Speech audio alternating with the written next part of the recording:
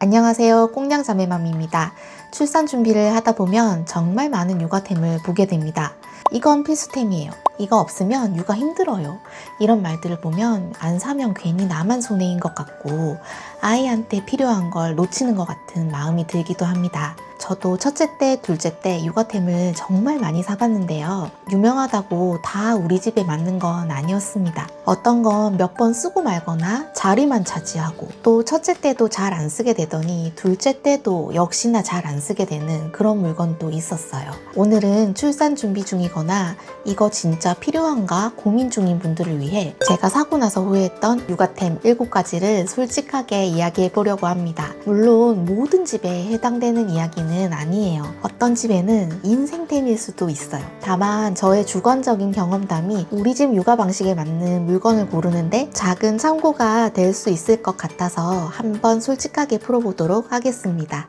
첫 번째로 신생아 목 튜브입니다. 아기가 목에 튜브를 딱 끼고 물 위에 동동 떠 있는 모습 사진으로 한 번쯤 보신 적 있으시죠? 보면 정말 귀엽잖아요. 뭔가 아기도 편안해 보이고 대근육 발달에도 좋을 것 같고 아기도 자궁 안에 있을 때처럼 물에서 안정감을 느낄 수 있다고 하니까 한 번쯤 해보고 싶어집니다. 저도 그랬어요. 첫째 때 조리원에서 아기 수영 테라피 같은 프로그램이 있었는데요. 제가 있었던 곳은 별도로 1회에 7만원 정도를 내야 했던 걸로 기억해요. 잠깐 하는 건데 너무 비싼 것 같기도 하고 그냥 고민만 하다가 넘어갔습니다. 그러다가 이제 둘째를 낳았을 때는 한번 시켜줘봐야겠다 싶어서 목 튜브를 샀죠. 그런데 웬걸?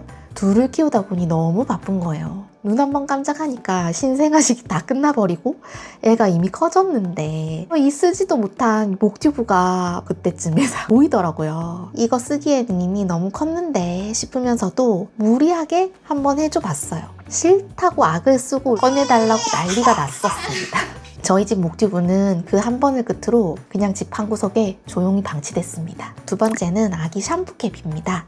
아기 머리 감길 때 이 얼굴로 물이 쏟아 흘러내리지 않게 해주는 그 모자 같은 제품이죠. 저도 첫째 때는 이거 되게 잘 썼어요. 처음이라서 정말 모든 게 조심스러웠거든요. 최대한 아기가 불편하지 않게 해주려고 했습니다. 그런데 둘째 때는 솔직히 말하면 그럴 여유가 별로 없었어요. 제가 옛날에 웃자고 쇼츠로 재밌게 만들어 올린 것도 있지만 애 둘 키우다 보니 엄마도 노하우가 생기고 이것도 길들이기 나름인 것 같고 편하게 강하게 키운다 이런 마인드로 가다 보니 생각이 조금 달라지더라고요. 샴푸캡 자체도 이게 잘 맞는 것 같다가도 흘러내리고 물이 좀 새기도 하고 머리에 씌우는 것 자체를 싫어하는 아기들도 있어요. 그리고 보관도 은근히 애매합니다. 이걸 어디다가 걸어놔야 되는데 아무데나 올려놓으면 비위생적이기도 하고 또 욕실이 지저분해 보이기도 합니다. 어차피 애초에 안 써도 애들은 적응해서 잘 지낸다 싶어서 이거 없어도 되는 템 중에 하나로 꼽았어요. 세 번째는 역방쿠, 역류 방지 쿠션입니다. 수유 후에 토하는 아기, 개워내는 아기 눕혀두기에는 편하긴 해요. 그런데 부피가 너무 커요. 그리고 신생아 시기에 사용하는 물건이 대부분 그렇지만 이것도 사용기간이 너무 짧아요. 아기를 낳으면 아무래도 아기 물건이 하나 둘 늘어나기 시작하고 그러다 보면 집이 물건들로 정말 금방 어지러워집니다. 그 와중에 이렇게 공간을 크게 차지하는 것이 들어차 있으면 저는 괜히 마음이 답답해지더라고요. 세탁도 은근히 번거로웠어요. 크기가 있다 보니 일단 세탁기로 옮겨서 넣는 거 자체도 힘들고 터지지 말라고 세탁망도 거기에 맞는 큰 사이즈가 또 필요하고 말리는 것도 문제지. 그 과정 자체가 좀 귀찮게 느껴졌습니다. 저는 결국 역방쿠보다는 바운서를 더 많이 썼어요.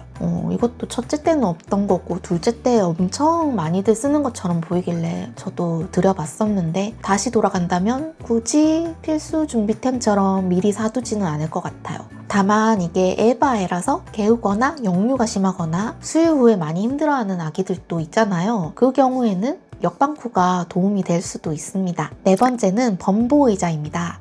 아기가 아직 혼자 앉지는 못하지만 100일 잔치 같은 거 할 때 앉혀두고 사진 찍을 때 그럴 때 좀 필요해서 쓰기도 하는데 사진 찍기에도 너무 좋고 이유식 시작할 시기에도 왠지 필요할 것 같고요. 근데 실제로 써보면 이것도 생각보다 사용기간도 짧고 100일상 촬영할 때나 볼 촬영 같은 거 할 때 아니면 쓸 일이 없더라고요. 처음에는 아기가 허리를 제대로 못 가눠서 오래 앉히기도 불편하고 그리고 아기가 안고 싶어 할 수도 있지만 막상 앉혀놓으면 또 거기 가만히 계속 안고 싶어 하나요? 금세 안아달라고 찡찡대거나 탈출하고 싶어 하죠.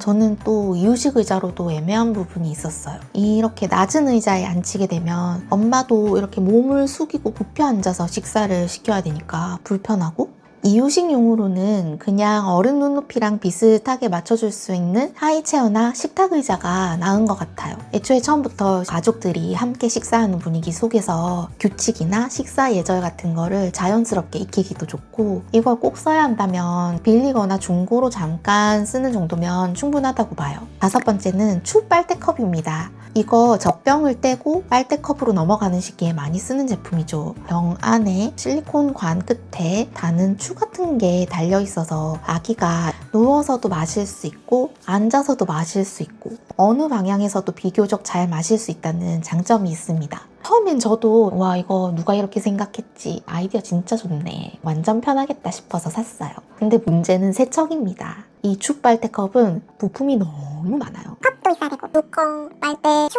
연결 부위, 실리콘 관 따로 있어야 되고 또 뭐 이거 손잡이도 있는 것도 있고 진짜 그 컵 하나에 달려있는 부품이 왜 이렇게 많은지 이걸 다 매번 분리해서 씻고 빨대솔로 닦고 말리고 다시 조립하고 이렇게 해야 됩니다. 처음 며칠간은 열심히 합니다. 근데 육아를 하다 보면 설거지도 밀릴 때도 있고 젖병도 있고 유식 용기도 있고 턱받이도 있고 숟가락도 있고 빨대컵까지 하나하나 분해해서 부품별로 맞는 솔로 씻고 보관하고 말리고 하다 보면 진짜 현타가 옵니다.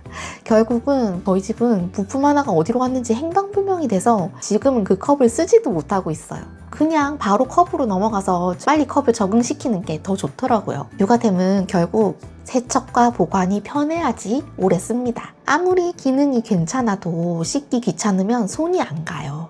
6번째는 과즙망입니다. 이게 과일을 통째로 주기에는 불안하고 작게 잘라주기도 귀찮고 아기가 손에 쥐고 쪽쪽 빨아먹으면 그게 너무 귀엽기도 하잖아요. 특히 바나나, 딸기, 수박, 배 이런 과일을 넣어주면 아기가 진짜 열심히 빨아먹습니다. 그런데 문제는 사용 후입니다. 이것도 세척이 은근히 귀찮아요. 과일 섬유질이 구멍 사이사이에 낄 때도 있고 손이나 옷이나 바닥, 의자에 묻는 게 더 많을 때도 있어요. 이 과즙망을 쥐고 신나게 또 흔들면 과즙이 또 사방으로 튑니다. 아기 손 씻기고 옷 갈아입히고 의자 닦고 바닥 닦고 과즙망 씻고 망 사이에 낀 과일 빼고 이쯤 되면 어차피 저지레 하면서 먹을 거 그냥 작게 잘라서 주거나 숟가락으로 떠먹이는 게 더 편하겠다 싶은 생각이 들 때도 많습니다. 초기 이유식 시기에 과일 식감을 연습시키거나 이가 나기 시작할 시기에 잇몸이 간질간질한 아기가 차가운 과일을 물고 싶어 할 때는 이것도 되게 도움이 될 때도 있어요. 그런데 이게 매일 쓰기 좋은 필수템이냐고 묻는다면 저는 아니었습니다. 7번째는 큰 액티비티 장난감입니다. 리틀 타익스 액티비티 이런 거 들어보셨나요? 혹은 뭐 미끄럼틀도 달려있고 그네도 달려있고 농구 골대도 있고 터널도 있고 막 이렇게 생긴 거 있죠. 가뜩이나 집도 작은데 첫째 때 제가 들여서 썼었습니다. 정말 살 때는 꿈이 큽니다. 집에서도 아기가 신나게 놀겠지? 놀이터 안 나가도 되겠지? 에너지 발산도 되고 대근육 발달에도 좋겠지? 저도 이런 생각했는데 처음 얼마가는 아기도 신기해하면서 정말 신나게 잘 놀아요. 그거 보면은 막 엄마도 뿌듯합니다. 역시 잘 샀다. 그런데 시간이 지나면 지날수록 엄마의 눈에는 이게 점점 거실 한가운데 있는 거대한 구조물이 됩니다. 아기는 어느 순간 그 옆에서 밥그릇 하나 가지고 더 오래 가지고 놀고 있을 때도 있고 처음보다 많이 타고 놀지를 않더라고요. 이 큰 장난감의 진짜 문제는 가격보다 부피입니다. 청소기 돌릴 때마다 걸리고 드러내기도 힘들고 매트 정리할 때마다 걸리고 손님 오면 치울 수도 없고 이걸 한 번 들이면 집안의 동선이 바뀌어버리잖아요. 거실은 좁아지고 인테리어는 포기해야 되고 아기가 안 놀기 시작해도 처분하기가 번거롭습니다. 첫째 때 이런 거 욕심내서 들였다가 이건 아니다 싶어서 둘째 때는 안 들였어요. 정말 집이 넓거나 아이가 활동량이 너무 많거나 매일 충분히 쓸 환경이 된다면 괜찮지만 일반적인 집이라면 차라리 키즈 카페를 가서 한 번씩 놀게 해주는 게 더 낫다. 정말 써보고 싶으면 한번 대여를 해보거나 중고로 잠깐 써보는 거를 추천드립니다. 자, 이렇게 제가 써보고 후회한 육아템을 소개해봤는데요. 다시 한번 말씀드리지만 이 물건들이 전부 별로라는 뜻은 아니에요. 어떤 집에서는 정말 잘 쓰는 물건일 수 있어요. 육아템은 진짜 에바에고 집바집이고 엄마 성향 따라 또 다릅니다. 그래서 저는 출산 준비할 때 모든 걸 미리 사두기보다는 정말 필요한 것부터 사고 나머지는 아기를 키워보면서 하나씩 드리는 것도 괜찮다고 생각해요. 육아는 템빨이란 말이 있지만 그렇다고 해서 물건이 많아진다고 무조건 육아가 편해지는 것도 아니더라고요. 오히려 물건이 많아지면 많아질수록 정리해야 될 것도 많아지고 보관하고 관리해야 될 일들도 많아집니다. 여러 사람의 후기를 참고해 보시고 본인의 라이프 스타일이나 육아 스타일에 잘 맞을지 고민을 하신 다음에 구매를 결정하시면 현명한 소비를 하실 수 있을 것 같아요. 여러분은 사고 나서 후회했던 육아템 있으신가요? 반대로 나는 이거 진짜 잘 썼다 하는 육아템이 있으시다면 댓글로 남겨주시면 출산 준비 중인 엄마들, 신생아 키우는 엄마들에게 도움이 될 것 같습니다. 다음엔 반대로 제가 직접 써보고 이건 진짜 잘 샀다 싶었던 육아템도 한번 정리해 보겠습니다. 오늘 영상이 도움이 되셨다면 구독과 좋아요도 부탁드릴게요. 오늘도 시청해 주셔서 감사합니다. 다음 영상에서 또 만나요.